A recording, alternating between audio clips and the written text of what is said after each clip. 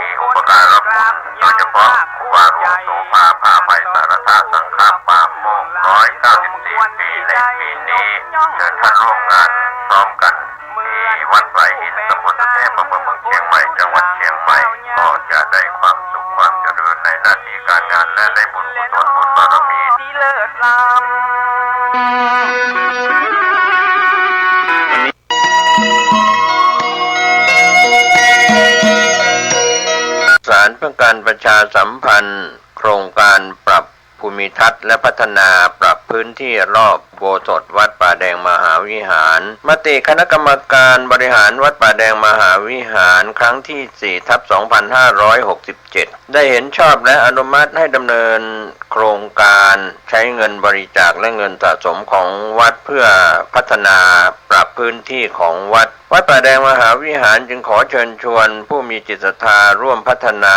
เพื่อถวายเป็นพระราชกุศลถวายพระเจ้าสามฝั่งแกนและพระเทวีพระเจ้าติโลกราชพระเมืองแก้วและอดีตเจ้าอาวาสวัดป่าแดงมหาวิหารมีพระญาณคัมภีร์พระมหาสวามีโพธินันทะครูบาเจ้าศรีวิชัยพระอธิการอินแก้วอรินทโรครูบาอ่องขอเชิญชวนผู้มีจิตศรัทธามีเจตนาร่วมในข่าวครั้งนี้โอนเงินผ่านธนาคารกรุงไทยสาขาสุเทพชื่อบัญชีวัดป่าแดงมหาวิหารเลขที่บัญชี521064750สอบถามรายละเอียดเพื่อร่วมทำบุญได้ที่0818815690ก็เป็นโครงการปรับภูมิทัศน์และพัฒนาปรับพื้นที่รอบอุโบสถวัดป่าแดงมหาวิหารตำบลสุเทพอำเภอเมืองเชียงใหม่จังหวัดเชียงใหม่โครงการนี้เริ่มดำเนินการท่านที่จะร่วมบุญร่วมกุศลร่วมอนุโมทนาได้บุญได้กุศลได้ความดีโดยทั่วหน้ากัน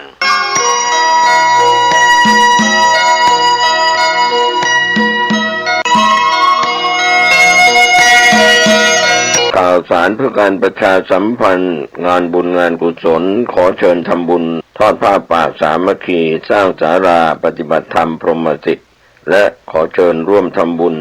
อายุวัฒนมงคลครบรอบ66ปีพรรษา46พระครูภาวนาโสภิตฝ่ายวิปัสสนาผู้ช่วยศาสตราจารย์ด็อกเตอร์เจ้าวาดวัดบ้านเราพระเจ้าตาเขียวตำบลบ้านเรือนอำเภอป่าซางจังหวัดลำพูน4 พฤษภาคม2568เวลา 9:09 นาทีท่านที่จะร่วมทำบุญสามารถติดต่อบริจาคได้ที่พระครูภาวนาโสภิตธนาคารกรุงไทยเลขที่บัญชี511-171-4283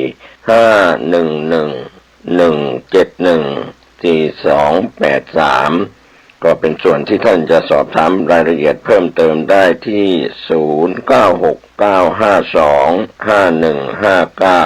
0969525159ก็เป็นส่วนงานบุญงานกุศลในเอาครั้งนี้14 พฤษภาคมพุทธศักราช2568ที่วัดบ้านเหล่าพระเจ้าตาเขียวอำเภอป่าซางจังหวัดลำพูนได้บุญได้กุศลได้คุณงามความดีสร้างบารมีโดยทั่วหน้ากัน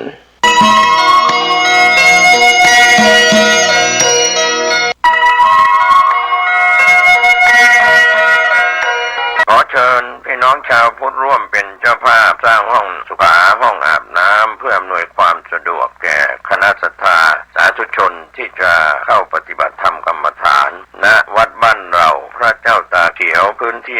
126ตารางเมตรจำนวน23ห้องประกอบด้วยห้องน้ำหญิง8ห้องห้องอาบน้ำ4ห้องห้องสำหรับผู้พิการ1ห้องห้องน้ำชายแบ่งเป็นห้องสุขา5ห้องโถปัสสาวะ3โถห้องอาบน้ำ4ห้องและห้องสำหรับผู้พิการอีก1ห้องท่านผู้ใจบุญใจกุศลร่วมสร้างห้องน้ำห้องขาตารางเมตรละ 10,000 บาทหรือตามกำลังเจตนาศรัทธาติดต่อร่วมทำบุญได้ที่ธนาคารกรุงไทยสาขาป่าซางเลขที่บัญชี79800274865ชื่อบัญชีวัดบ้านเราหรือสอบถามรายละเอียดเพิ่มเติมได้ที่พระครูภาวนาโสภิตผู้ช่วยศาสตราจารย์ด็อกเตอร์เจ้าวาดวัดบ้านเราพระเจ้าตาเขียวตำบลบ้านเรือนอำเภอป่าซางจังหวัดลำพูนโทรศัพท์0969525159ได้ทุกวันขออนุโมทนากับเจ้าภาพทางไกลทางไกลและที่ร่วมทำบุญทั้งภาพปกติและออนไลน์ได้บุญได้กุศลได้ร่วมอนุโมทนาโดยทั่วหน้ากัน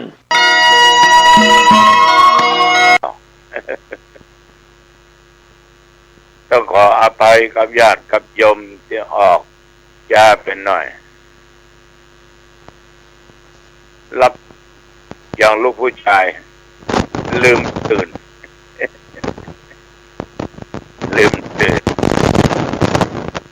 คงจะเพลียก็หาเมื่อวานนี่วันค่ำครับวันค่ำแต่อย่างใดก็ตามญาติโยม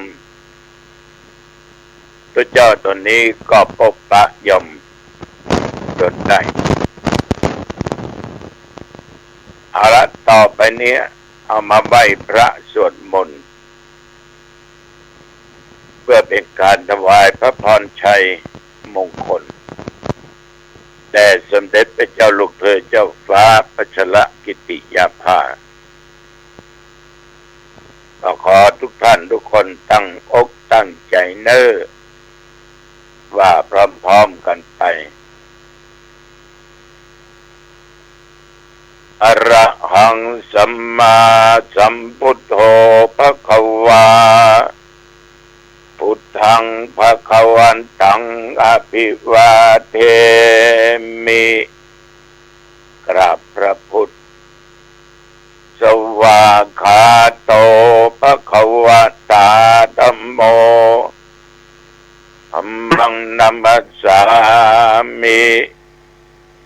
กราบพระธรรมสุปฏิปันโนภควโตสาวกสังโฆ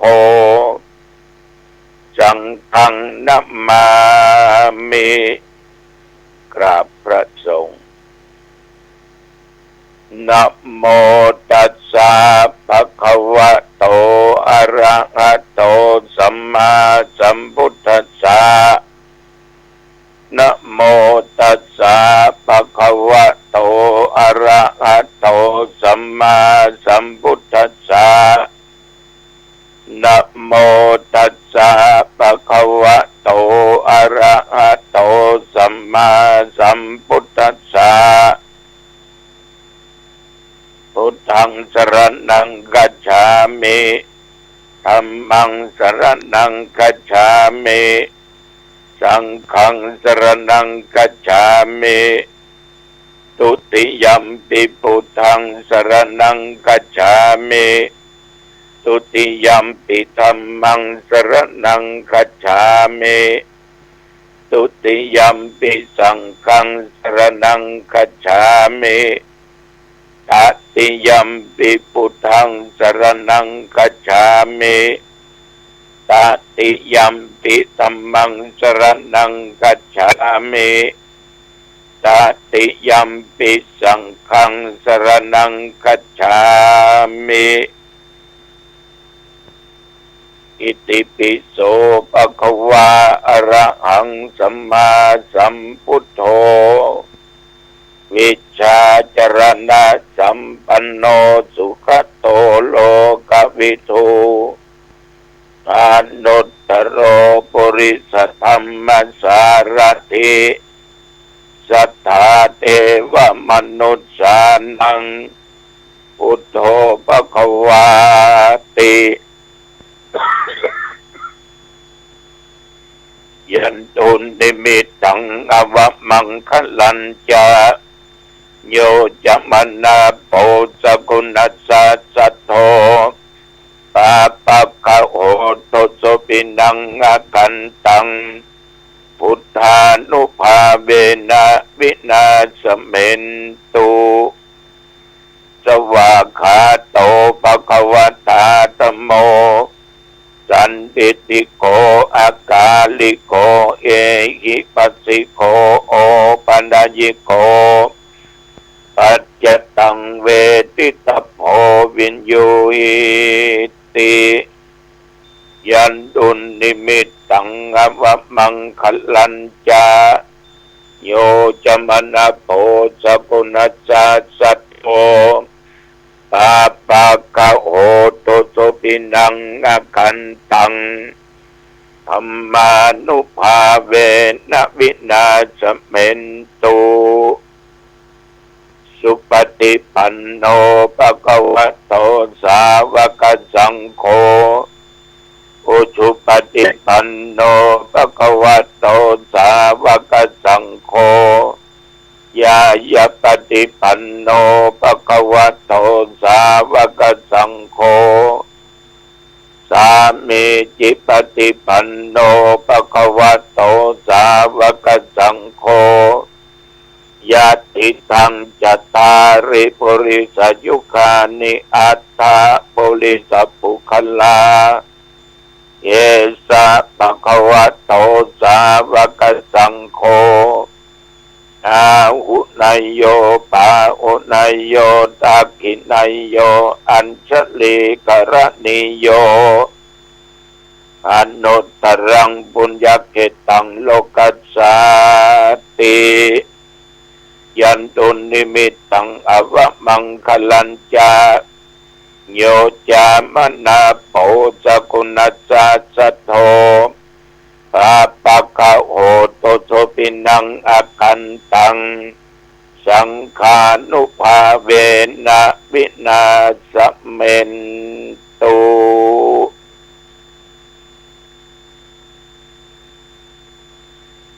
วิปัสสิสานามัตโตจักขุมันตัสสะสิริมัตโตสิกขิสเปนามัตโตสัพพพุทธานุกัมปิโนเวสพุทธานามัตโตนะหาตกัสสะตปัสสิโนนะมัตโตกัปปุสันตัสสะมาราเสนะปมัตติโนโอนากมนัสสะนะมัตโตพระมนัสสะบุเส สีมะโตตัสสะปัสสะนะมะโตวิปมุตตัสสะสัพพทิอังคีรัสสัสสะนะมะโตสัพพยปุตตัสสะสิริมะโตโยอิมังดัมมะเตเสสิสัพพทุกขะปัมโนทนังเยจาปินิพุตตาโลเกยะถาภูตังวิปัสสิสุงเอชนะอภิสุนามะอันตาวิตัสสารธายิตังเทวมนุษย์สันนังยังนมัสสันติโคตมังวิชาจรณะสัมปันนังมะอันตังวิตัสสารทังวิชาจรณะสัมปันนังพุทธังวันตามะโคตมันติยะโตอังภาคินีอริยายะชาติยาชาโตนาภิชานามิสันจิจปานังชีวิตาโวโรเปตาเตนะสัจเจนะโสติเตโอตุโสติกัปปสสะโพชังโคสติสังคโตตัมมนังวิจโยตถาวิริยัมปิติปัสสติโพชังคาจัตตถาปะเรสัมมาตุเปกขโพชังคาสัตเตเตสัพพทัสสินา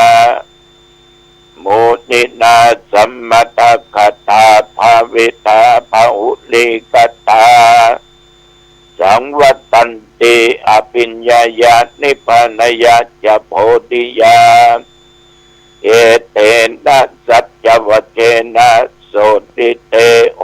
ตุสัพพทาเอกัสสมิงสมเยนะโตโมคคลานันจะกัสสตังคิลันเตตุกิเตติสวาโพชังเคสัตตะเทสัญญิเตจัตตังอภินันติตวาโรคามุจจินสุตังคเนเอเตนะสัจจวัจเจนะโสติเตโหตุสัพพทาเอกทาธรรมราชาปิเขลันเยนะปิปิริโตจุนดเตเดนะตัญเยวาปนาเปตวานะสัตรังสัมโมติตวาจะอภาตาตัมหาบุตาสิธานะโสเอเตนะสัจจวัจเจนะโสติเตโหตุสัพพทาปะหินาเตจะอภาตาตินนันนัมปิมะเหสินังมัคคาอัตตกิเลสาวะปัตตานุปติธรรมตังเอเตนะสัจจวัจเจนะโสติเตโห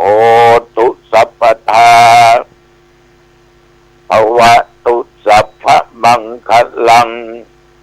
รักขันตุสัพพเทวตาสัพพพุทธานุภาเวนะสัทธาโสติภวันตุเตภวตุสัพพมังคลังรักขันตุสัพพเทวตาสัพพธรรมานุภาเวนะสัทธาโสติภวันตุเตภวตุสัพพมังคลังรักขันตุสัพพเทวตาสัพพสังฆานุภาเวนะสัทธาโสติภวันตุเต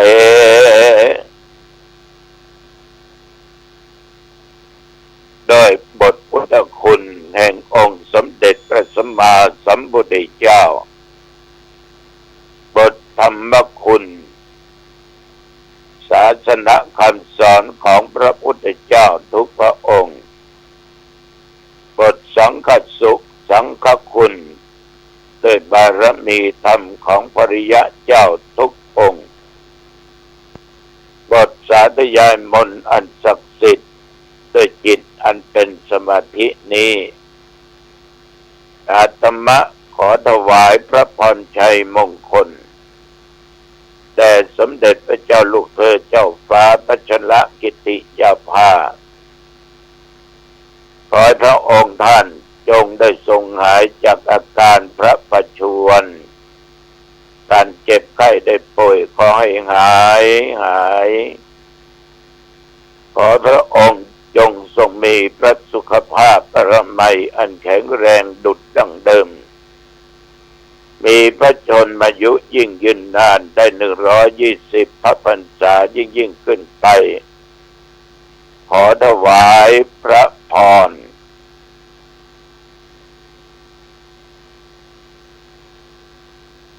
กรมอุตุได้ประกาศบอกตักเตือน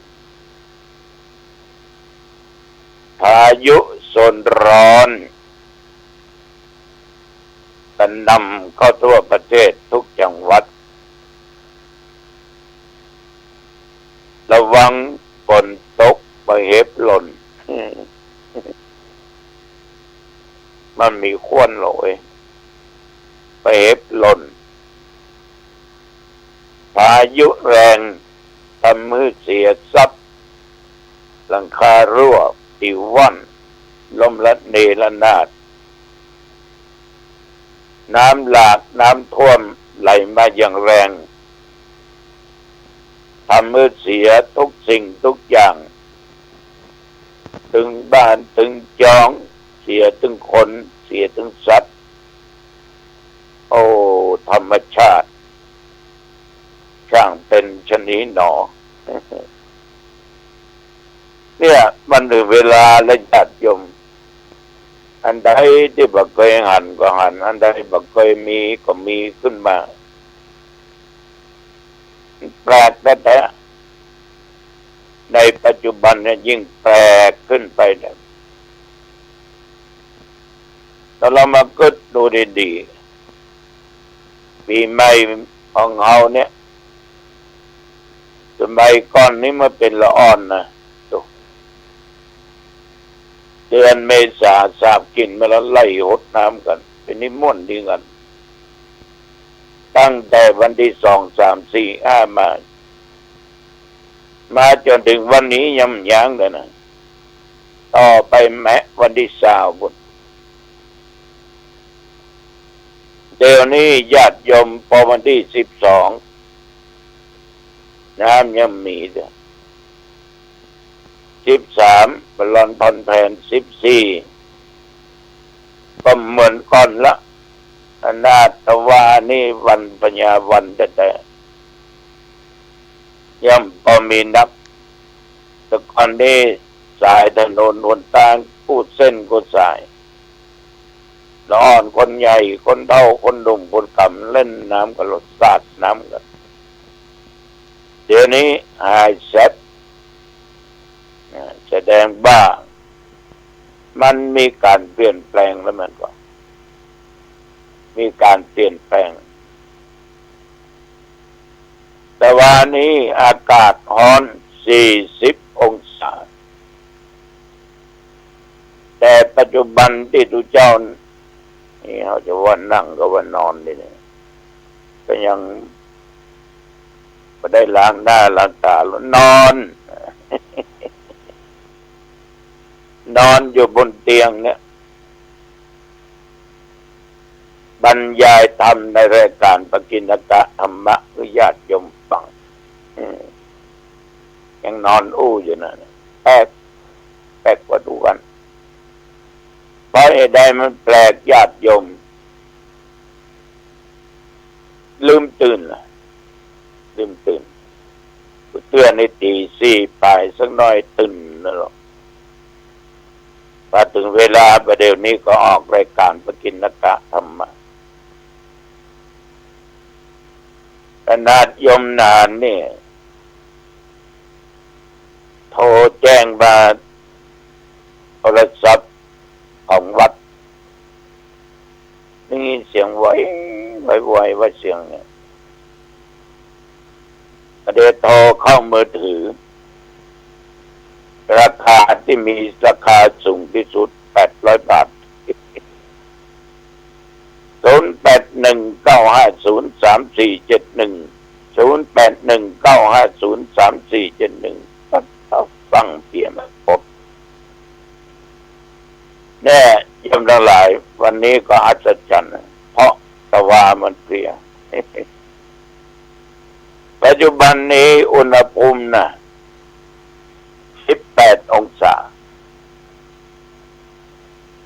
ตะวานี่ยมทั้งหลายจนถึงปัจจุบันได้กลิ่นของงายพอ10 โมงป่ายของงายอย่างอันบล้ำเบือ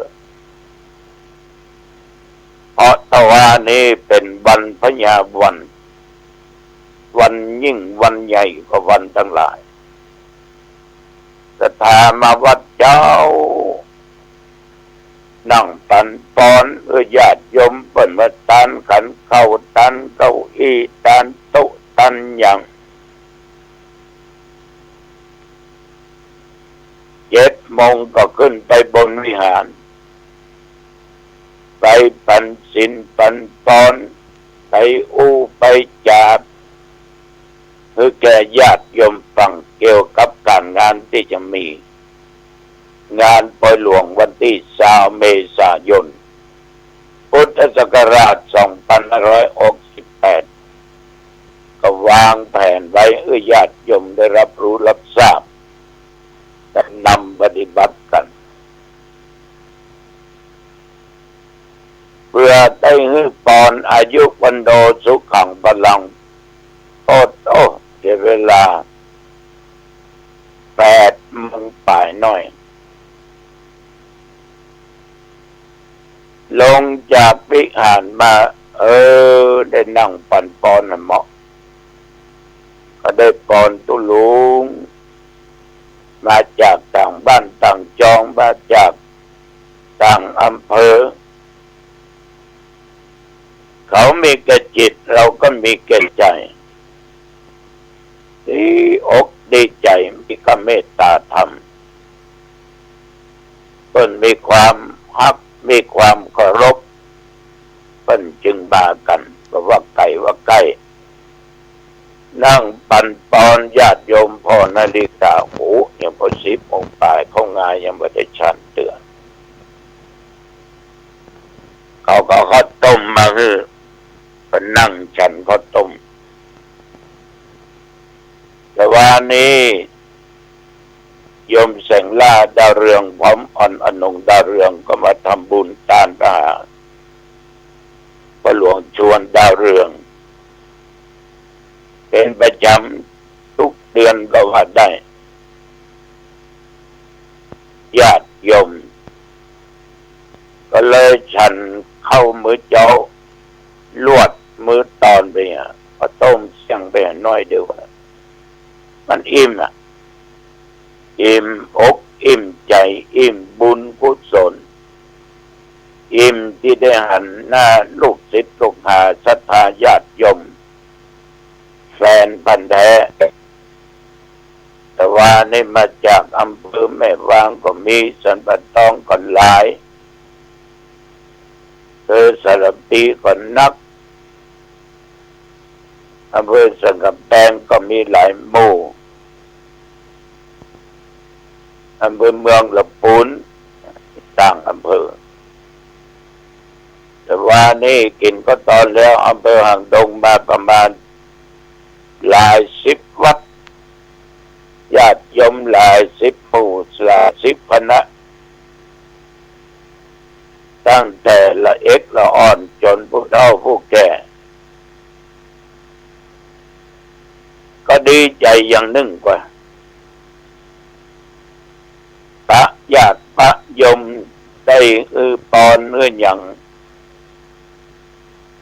หลายคนบอกว่าฟังผู้จอเนอร์หลวงพ่อนี่เป็นแฟนบันแดเนอร์นี่นะนี่ก็แม่นนะก็แม่นอีหรอ โอ้เอามีความสุขเพราะการเผยแผ่ธรรมะนั้นมีผู้รับมีผู้ฟังมีผู้นำไปคิดปฏิบัติม่วน คำว่าม่วนของญาติโยมก็หมายความว่าถูกหูถูกใจง่ายสบายนำปฏิบัติได้ง่ายต้องขออนุโมทนาปูชาน้ำจิตน้ำใจของพ่อออกแม่ออกทุกสารทิศที่เป็นมิตรในทางธรรมที่ติดตามฟังรายการนี้ขอบใจอนุโมทนาต่อสาธุเจ้าจุวัดจุวาเนอวันนี้สมจะนับสมจะลาย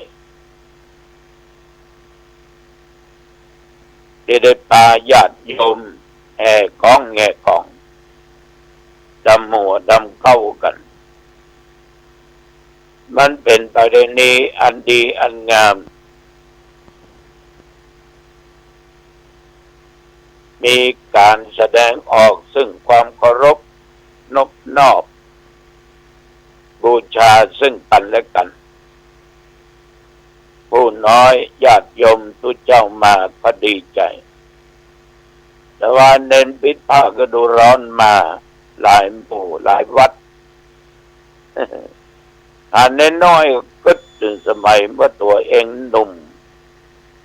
บวชปิดผ้าก็ร้อนกับ70-80กับ100ปลายบวชผมปีใหม่เนี่ย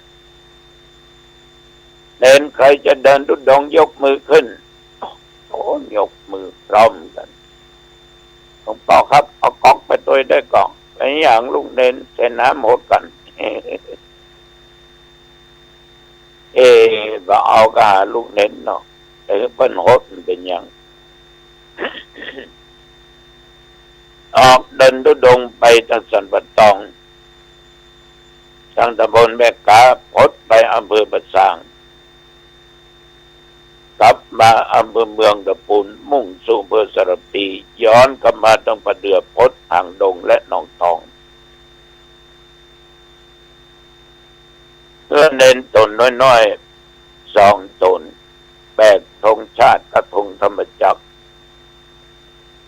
เจ้าก็ตุยก้นพร้อมเดินเต้วกันเป็นเดียวเป็นเดียว2 ข้างทางจะมีญาติโยมยืนรอกันเป็นเดียวเป็นเดียวถวายน้ำปนะป้องทำบุญสุนทานป้องหันภาพเล่นมาตวาก็ย้อนหาอดีตแต่ว่านี่เน้นน้อยแปะน้ำเปียกน้ำบล็อกซอกแซกอ่านแล้วมีความสุขในความคิดของตุลุงเนอะบางคนอาจจะตอนนี้ติเตียนเน้น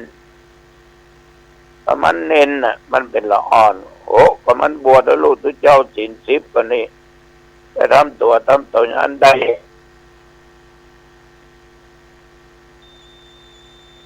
ญาติโยมมันไม่เสียหายอะไรถ้าดูให้สบายตาสบายใจเขาก็มีความสุขถ้าดูแล้วจับผิดเขาก็มีความทุกข์บ่เหงือดทุกข์บ่หายเอาพระเขาเน้นเขามาเดียวนี้ตีไม่เปียกมาหลอกซอกแซกไปสำรวมทักน้ำหดกันโอ้ยก็มันหอนนิสัยยังเป็นละอ่อนอยู่พ่อแม่นะกะเขาเป็นละอ่อนแล้วเขายังดีแล้วเขาคนใหญ่เขายังเข้ามาบวชได้ไหวพระสวดมนต์ตึงเจ้าตึงเย็นนั่งฟังธรรมะครูบาอาจารย์บรรยายฟังแล้วเอาคนใหญ่เอาไปฟังว่านี่เนี่ยอ่านเด่นน้อยเปียกห้องคนในห้องที่รับแขกมาใครมานั่งผมจะเปียกมานั่งนี้อ๋อมันมีความสุขใจเปียกได้7ได้ลงเนาะญาติโยมความสุขเกิดจากความพอใจในสิ่งที่ถูกต้อง ปล่อยต้องวางต้องปลงต้องวางยึดมันทำไมนี่ขอฝากกับญาติกับโยมนะจนมาถึงปัจจุบันประเดี๋ยวเนี่ยท่านทั้งหลายวันนี้อาจเป็นเวลาพอสมควรอย่าลืมวันที่20 เมษายนพุทธศักราช 2568พากันไปเนอร์ปล่อยหลวงตาลวิหารสลากุฏิเวชกุฎีที่สถานศึกษาธรรมปฏิบัติธรรมอายุวันโดสุขังพลังพบกันใหม่โอกาสหน้าเจริญ